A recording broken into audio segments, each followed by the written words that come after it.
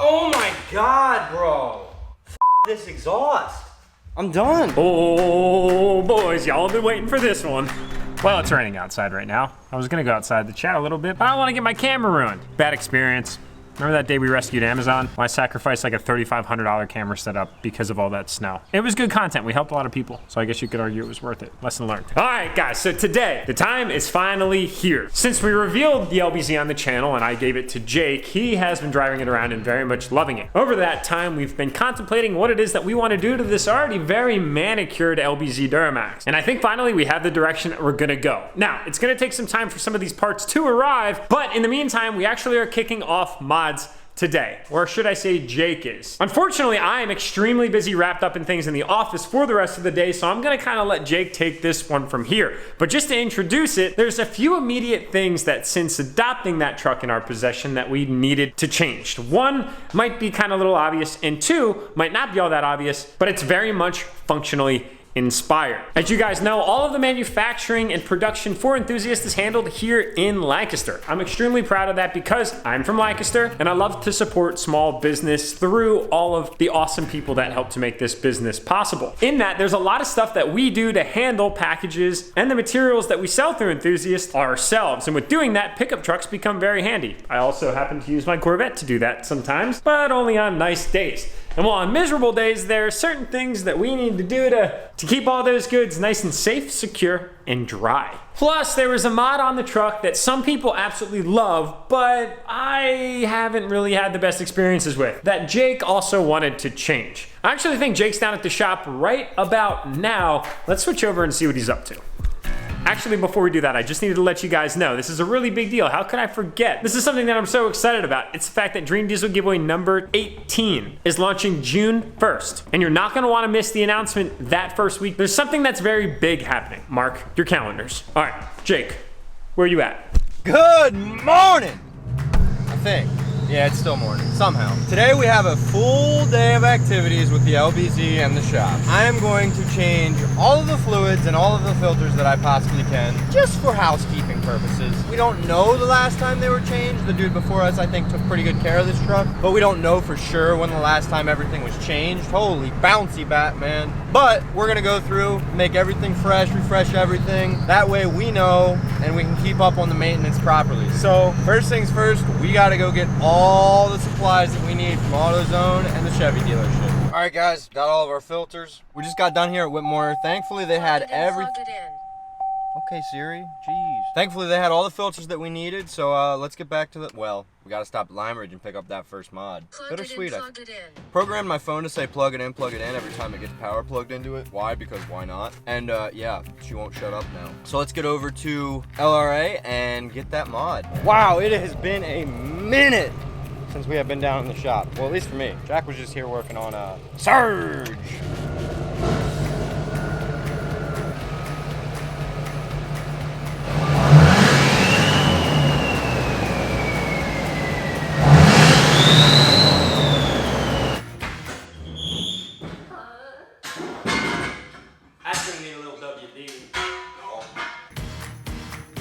Freaking toenail cover, which means the reason I said a lot of you are gonna be sad, it means no more stack. I had a friend with a 5-inch exhaust laying around his shop. He's like, hey man, if you want to get rid of the stack, I got a pipe for it. So, well, bye-bye stack. Priority is gonna be the fluid changes. It's alright, I've dropped them 6,000 times before.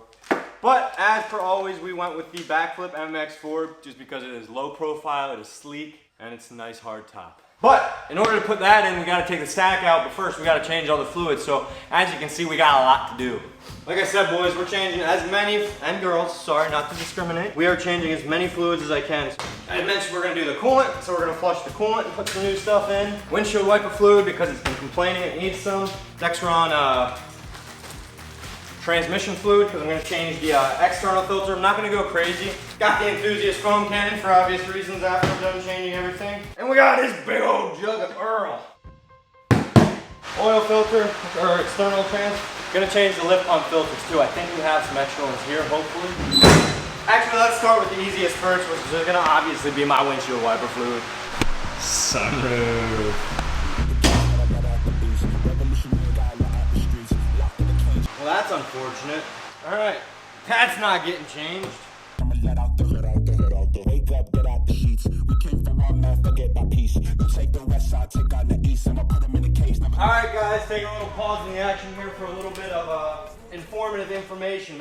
We're gonna make it the Dirty Max tidbit of information segment. So, I'm sure a lot of you guys know this, and I'm sure a lot of you guys don't know this. Probably a pretty fair split. When you're changing the external transmission filter, which I just pulled off, there's a little magnet that goes in between the filter and the actual pan that you gotta inspect. So, nice.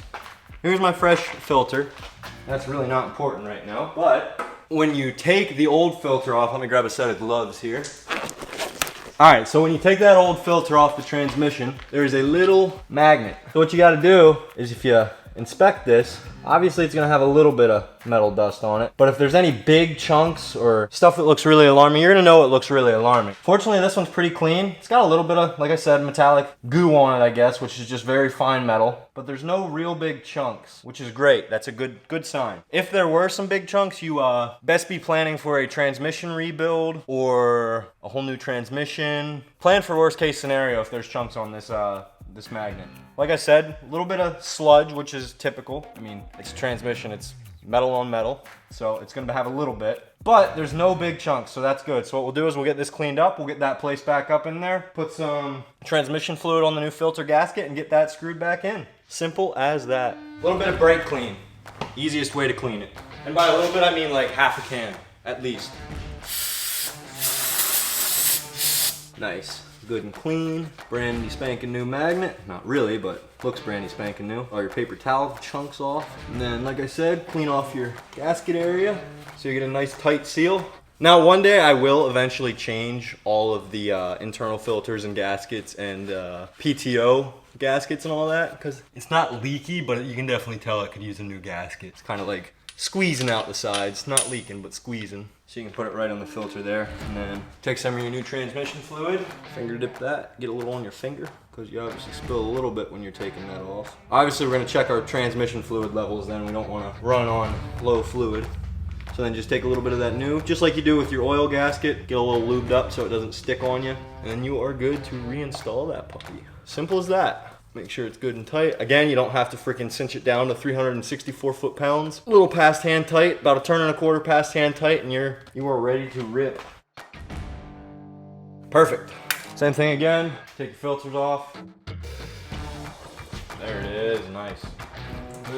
Oh, looks like the camera died. Got the filters all switched up.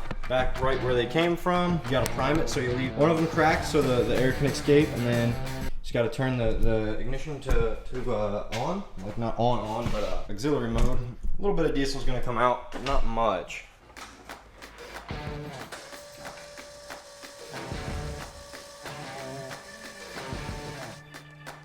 And that's crime.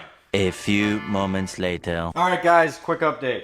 I wasn't sure when I was doing it. It had the previous person to install these had the orientation in backwards. The water separator is where the fuel filter is supposed to be, and the fuel filter is where the water separator is supposed to be. So I get to make a mess and waste a little bit of fuel trying to fix that real quick. Sucks, but it needs fixed. I don't think it will harm anything. However, I'm gonna do it how the FAST recommends. So.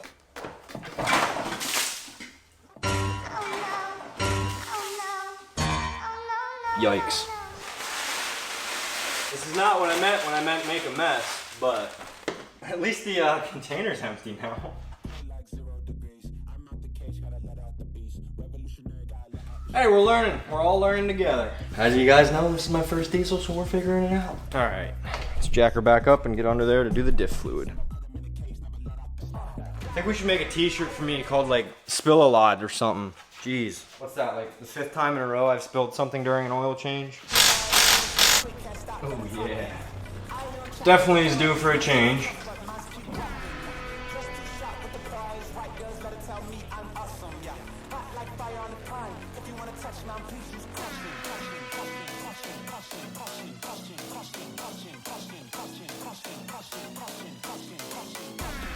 Yeah, boy! Alright guys, as you saw, I was struggling a little bit there with the fill bowl on this puppy. Hit it with PB Blaster. Still struggled with it with the regular old wrench. The regular old wrench here. Put it on the impact, just went...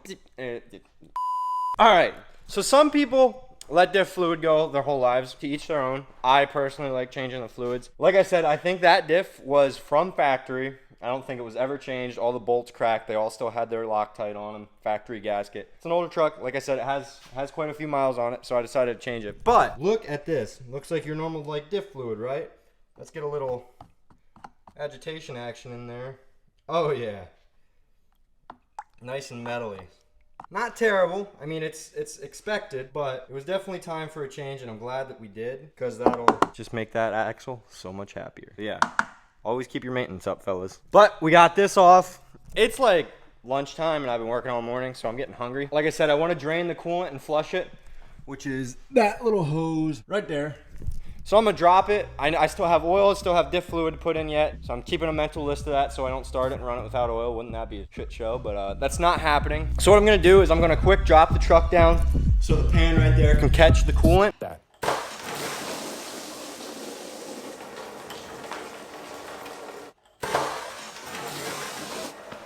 Woo! A little longer than a few minutes later. All right, well, we did just that. I got the coolant hose off. As you can see, it all drained into the pan nicely while I was eating my lunch and cleaning antifreeze off myself. Scrubbed my eyes, scrubbed my face, scrubbed it off my arms, my legs. Fine. I'm gonna reconnect the upper coolant hose and then eventually fill it with coolant. But right now, we're gonna do the upper coolant hose.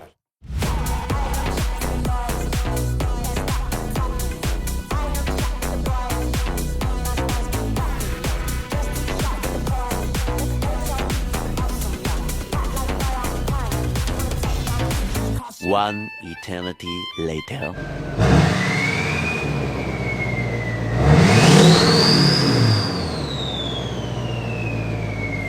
Well, boys and girls, it's all she wrote for the stack. Sounds great, makes a mess of my truck. Bittersweet, extremely. I'm WD-40 that right now. Oh yeah.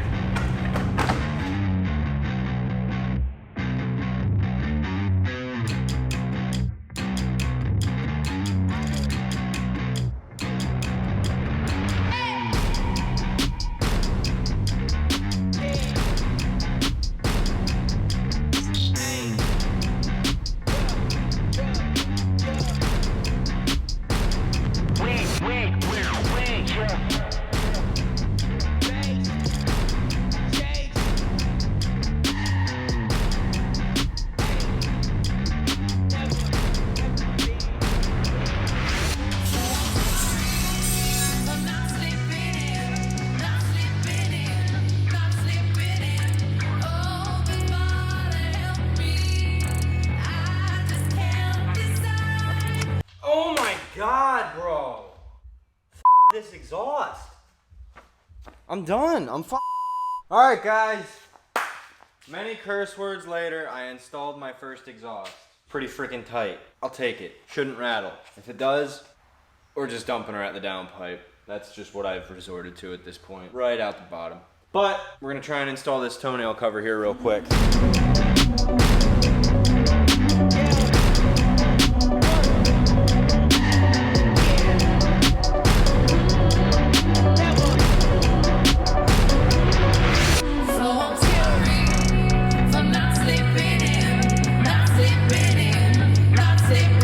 Backflip makes probably one of the easiest to install and most secure toenail covers in my opinion. And they even include these nice 3M protection strips for where it rests on your cab so it doesn't bang it up or hurt it or scratch it or, you know, all that kind of stuff. Pull that up, see where it's gonna rest, and then put your strips right on top. Also, I don't know how much battery I got left, so if I disappear, I'm sorry.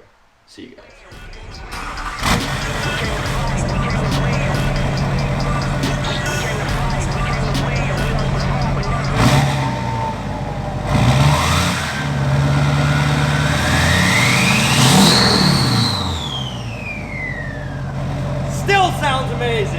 And And it is still raining. Yes, if you guys were curious. It's a good thing though, because I'm trying to grow grass up here at the homestead. It's been dry and hot for like the last 2 weeks. My grass was making such good growth, and then all of a sudden it just stopped raining. But now it's raining again. My grass is sighing in relief, as am I. I'm kind of somewhat stuck inside still because I don't want to ruin my camera, but the LBZ is back and it's sounding and looking better than ever. Big improvements with massive functional increases. The stack is gone. And now we have a backflip MX4 tonneau cover, which is probably my favorite tonneau cover ever. I've had a lot of them, but since putting that one on some of our previous trucks, I've pretty much done nothing but put them on all of our other trucks since. I've got one on Convict, which is still very much down and decommissioned. And now we've got one on the LBZ. It looks really good, but they're super low profile, so when you get up next to the side of them, you can't see them. They're hard folding, so you can actually stand on them. I think they hold up to like 300 pounds, and they're pretty watertight. I'm not gonna say they're waterproof. The stack is also off of the truck now. We just went with a standard 5-inch. When we had adopted the truck in our possession, it had that stack and a 4-inch exhaust leading up to the stack with a 90-degree elbow. We ended up just pulling all that stuff off.